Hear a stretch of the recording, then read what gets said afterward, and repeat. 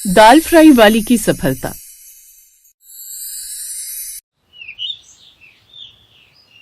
सुबह तड़के उठते ही शीतल अपने छोटे से कमरे में लकड़ी के चूल्हे पर कुछ पकाने लगी।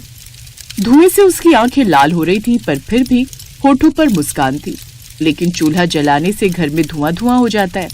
उसी कमरे में सो रही उसकी बेटी सुकन्या बोली, अरे माँ, इतनी सुबह सुबह क्या कर रही हो? सारे घर में धुआं धुआं हो गया है, नींद भी खराब हो गई है। दाल फ्राई बना रही हूँ, देखते हैं आज से हमारी किस्मत बदलती है या नहीं।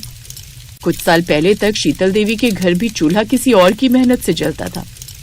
उसका पति मनोज रेलवे में मामूली नौकरी करता था, लेकिन ईमानदारी में पहाड़ जैसा मजबूत था। लेकिन एक दिन रेलवे पुल पर हादसा हुआ और शीतल की दुनिया उजड़ गई। सरकारी मदद कुछ महीने तक चली, फिर खत्म। अब रोटी का सवाल रोज सामने था। उसने लोगों के घरों में बर्तन मांजे, कपड़े धोए, लेकिन कहीं पर भी उसे न तो इज्जत मिली और न ही पेट भरने लायक पैसा। एक दिन जब सुकन्या की तबीयत खराब हुई तो उसके काफी पैसे लग गए जो उसने बचा कर रखे हुए थे। लोगों के यहाँ खाना बनाती हूँ, लेकिन उसमें भी कुछ खास बचत नहीं होती, इसलिए अब खुद का ही कोई काम करूं। लेकिन क्या करूं वो समझ में नहीं आ रहा। माँ, तुम जब दूसरों के घर का खाना बना सकती हो तो खुद के लिए क्यों नहीं? क्या मतलब बिटिया? मतलब लोगों को अपने हाथ का खाना बनाकर खिलाओ। वैसे भी आप दाल फ्राई कितनी अच्छी बनाती हो। ये बात सुनकर शीतल हैरान रह गई। लेकिन फिर ठेला खरीदने के पैसे कहाँ से आते? शीतल देवी को कोई उपाय नहीं सूझा। उसने सोने की नाक की लौंग गिरवी रखी और 3000 में एक जर्जर ठेला लिया। ठेले को देख उसके आस पड़ोस के लोग उसका मजाक उड़ाने लगे। अरे शीतल, अब ठेला चलाओगी? आज तक कभी चलाया भी है? हालत तो देख जरा इसकी। भूख कुछ नहीं देखती और मेहनत शर्म नहीं मांगती। इधर उधर सबके सामने हाथ फैलाने से तो अच्छा है ना कि मैं अपना काम करूं, 2 रोटी चैन की मिल जाए, बस और क्या चाहिए। इसके बाद उसने पहली बार अपने हाथों की मशहूर दाल फ्राई बनाई। न महंगे मसाले, न बटर की मोटी परत, बस प्याज, टमाटर, देसी घी का तड़का। वो ठेला लेकर काम पर निकल पड़ी। ऐसे ही सुबह से शाम हो गई, कोई ग्राहक नहीं। हे भगवान, अगर आज कोई मेरी दाल खा ले तो मैं समझूंगी तूने साथ नहीं छोड़ा। तभी एक रिक्शे वाला उसके पास आया। बहन, खाना बचा है क्या? हाँ भैया, बचा हुआ है, सारा बचा हुआ है। क्या दाम है? 25 रुपए की प्लेट है भैया। ठीक है, लगा दो। रिक्शे वाले ने खाया, फिर थाली चाट कर बोला, वाह बहन, ऐसी दाल फ्राई तो मैंने कभी भी नहीं खाई। कितना स्वाद है रे तेरे हाथों में। ये सुनकर शीतल देवी मुस्कुराई। उसने हाथ जोड़कर भगवान को धन्यवाद दिया और फिर 2-3 लोग और आए। दाल फ्राई और चूल्हे की रोटी खाकर सबने खुशी खुशी पैसे दे दिए। उस दिन उसकी 200 रुपए की कमाई हुई। उस रोज उसको करोड़पति जैसा एहसास हुआ। घर आकर जब ये बात उसने अपने बच्चों को बताई तो बच्चे हंस पड़े। माँ, तुम तो ऐसे खुश हो रही हो जैसे कि तुमने करोड़ों रुपए कमा लिए हो। भला आज के टाइम में 200 में आता क्या है? माँ, तुम्हें पता है मेरे स्कूल में 200 रुपए तो बच्चे ऐसे ही कुल्फी और आइसक्रीम पर खर्च कर देते हैं, और तुम ये 200 रुपए लेकर इतनी खुश हो रही हो। मेरे बच्चों, मैं तुम्हें कैसे समझाऊं कि ये 200 रुपए मेरे लिए आज करोड़ रुपए के बराबर ही है। ये एक आशा की किरण है, ये मेरा सपना है। अब तुम देख लेना, भगवान की कृपा से एक दिन यही पैसे हम लोगों की जिंदगी बनाएंगे। अपनी माँ की ऐसी बातें सुनकर दोनों बच्चे अपनी माँ पर मुस्कुरा पड़े। लेकिन शीतल के लिए वो 200 रुपए वरदान से कम नहीं थे। वो उसके आत्मविश्वास को बढ़ा रहे थे।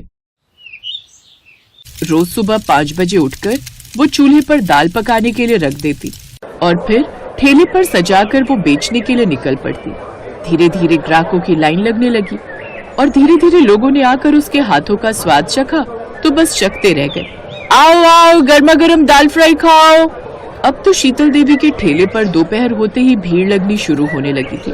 तुम्हारी दाल में कुछ जादू है। मैंने महंगी से महंगी, यहाँ तक कि 5 स्टार होटल की भी दाल खाई है, लेकिन जो स्वाद इसमें है वो कहीं नहीं है। सच में बहन, जादू है जादू तुम्हारे हाथों में। तभी एक ट्रक भरकर कुछ लोग माता के दर्शन करके लौट रहे थे।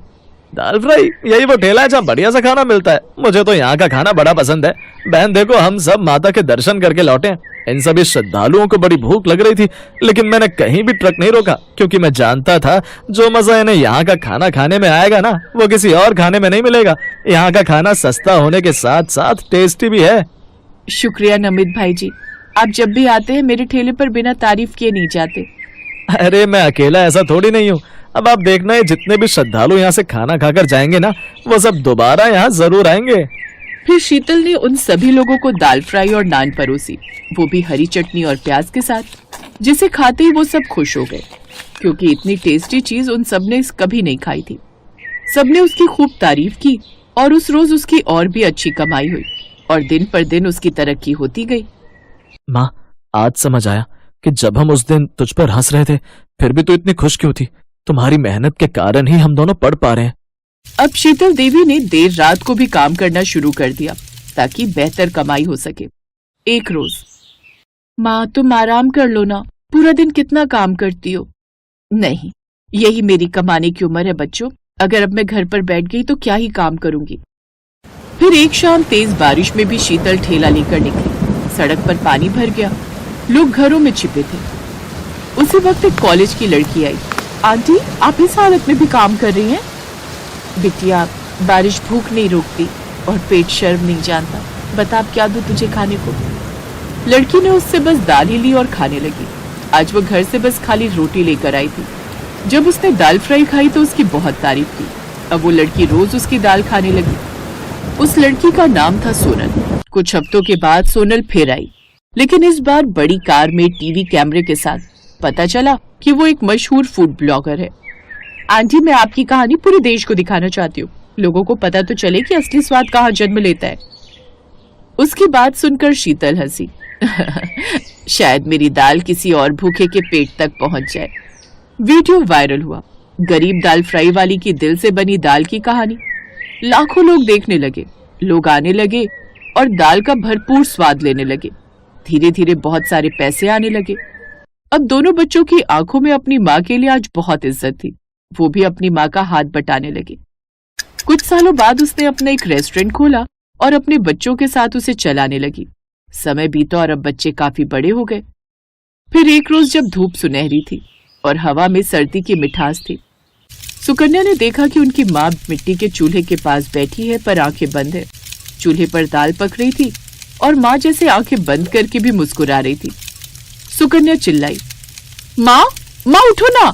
पर शीतल चली गई थी, लेकिन ठेले की भट्टी अब भी जल रही थी। उसके बच्चों ने हाथ जोड़ा और कहा, माँ, अब आपकी दाल हम चलाएंगे और किसी को भूखा नहीं सोने देंगे।